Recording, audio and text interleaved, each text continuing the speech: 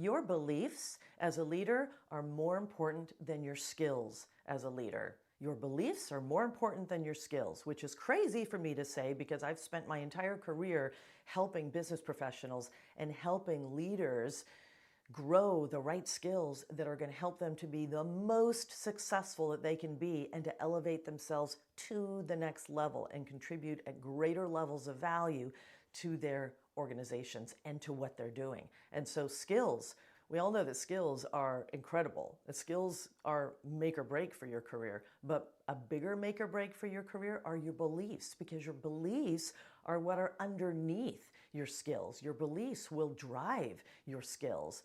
And skill is, of course, important, but if you have the wrong beliefs, your career is going to crater. You can have all the right skills, but your beliefs will pull you down if they're the ones that are not going to support your success.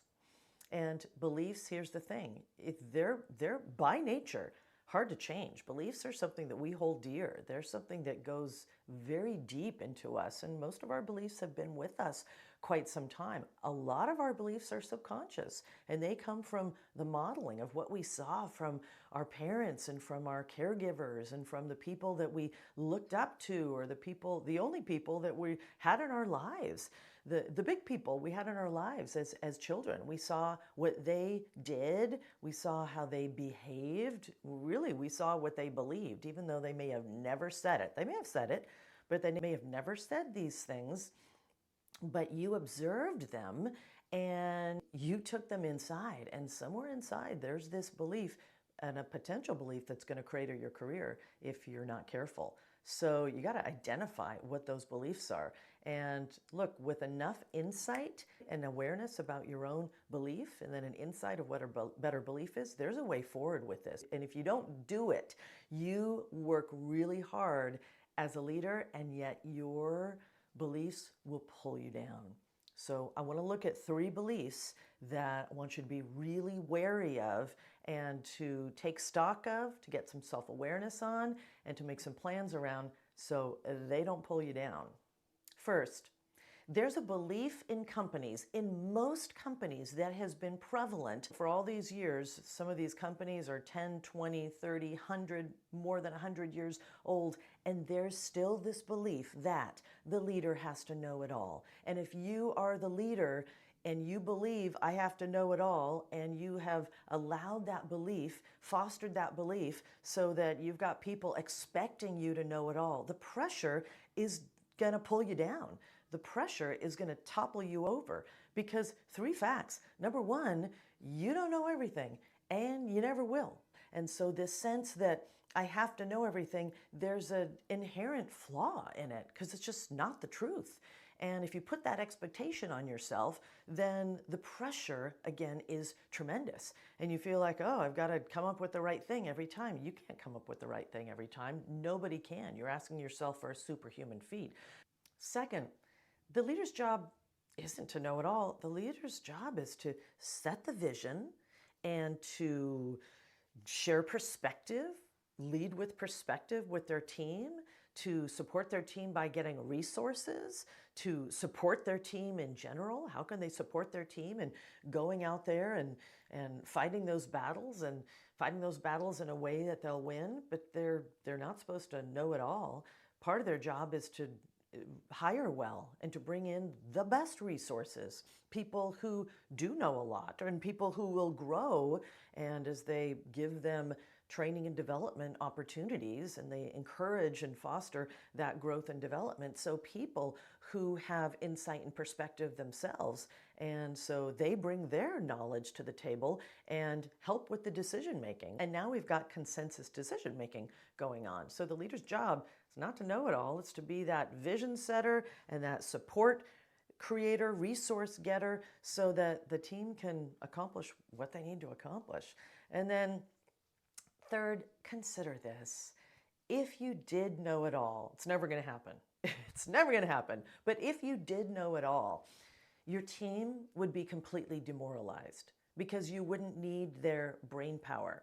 And if they're just coming to be cogs and to push a button all day, ultimately that's going to be demoralizing and that's going to pull them down because they're not being stretched and they're not being challenged and you're not valuing them for what they bring to the table. So even if you did know it all, you'd have a team that was being pulled down and ultimately they would quit. You'd have no team and you wouldn't be successful. So being a know-it-all, actually being a know-it-all, isn't such a great thing. So rather than putting the pressure on yourself to know it all, put the focus on the leader's job, which is to, how is that vision that you set? Have you dusted it off recently? Is it something that's breathing life into the life of your team? How is it going with supporting and getting resources and galvanizing people and giving them that energy, bringing the wind into their sails? Focus on the things that are your job, not the things that are not your job, like knowing it all, and you're going to be a lot more successful.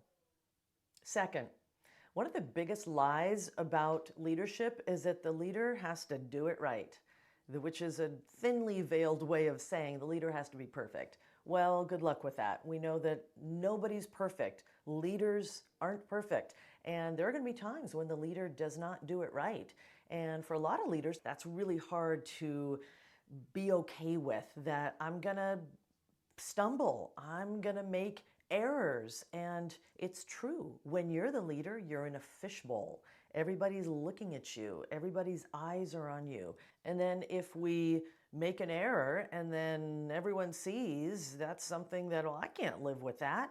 Well, look, again, you're not perfect. You're never going to be perfect. And when you don't do it right, rather than, oh, that's an example of how maybe I really shouldn't be in leadership. Actually, you got to reframe that, because that's a great opportunity for you to build trust by calling it out, calling yourself out and owning it, owning responsibility, maybe apologizing if you need to, if that's appropriate for the situation. But what happens is when a person makes a mistake, and when they own up to it and when they call it out themselves, it builds a tremendous amount of trust in other people, because now they go, oh, now I know I can trust her. Now I know I can trust him or them, because I know that if they do stumble or if they do something that's out of line, they're going to absolutely call it out. So I don't have to wonder, is there anything that's out of line happening and they're just pushing it under the carpet? Because they're going to know that you don't do that. So don't try to be perfect, because that's a fool's errand. Actually, do your best. And when you stumble, call it out, take ownership, build trust. And then just know that your job is to just gather all the information you can, to consult the right people, and then to make the best decision with the available set of facts that you have. That's it. Your job is not to be perfect. Your job is to do your best based on research, based on data, based on having done your due diligence, and based on courage.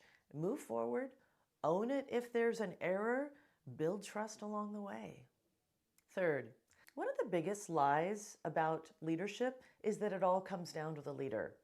That if something goes wrong in the department or the group or the company, that it all comes down to the leader. Now, don't get me wrong. It is true that the leader ultimately has accountability for what happens in whatever organization they're heading up, whether it's the whole company, whether it's their department.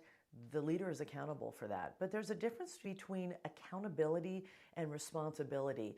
And what happens is leaders will think, oh, because I'm accountable for all of this, they get in and they smother everyone and they micromanage everyone. And like, I got to have my hands on every single thing, because otherwise I'm going to be written up in the news if something goes wrong. And then you get people who are demoralized because you're not trusting them to do the work. And then you're losing your family relationships, you as the leader, because you're never at home with your family, because you got your hands in, you got your nose in everybody's job, so that you make sure that everything is going to be perfect and everything is going to be fine, because you know you're accountable. And what you haven't done is you haven't built in a system of responsibility. a system of responsibility where it's not like you assign something to someone and then you walk away. Yeah, you're going to assign something to someone, but your process of delegation has got to be impeccable. You've got to have a great process so that you ensure clarity, you ensure feedback, you ensure the communication system. And remember that if you had made errors, that you've owned up to those so that you people in your group are not afraid to own up to if there was an error, if they made an error. So you're going to be kept apprised along the way. So ultimately, although you are accountable, nothing's going to blow up in your face if you have set in the right systems for them to be responsible for what it is that they are doing. So your job is to equip them, it's to coach them, it's to keep them informed, it's to be sure that you are kept informed, which happens with a really good responsibility system, and it's the system that you're going to put in place. And if you do that, nothing's going to blow up for you. So as the leader, you don't have to know it all. You can't know it all. You don't have to do it all right. You'll never do everything all right. You'll never be perfect. And it really doesn't all come down to you. While you are accountable, you're not responsible for everything.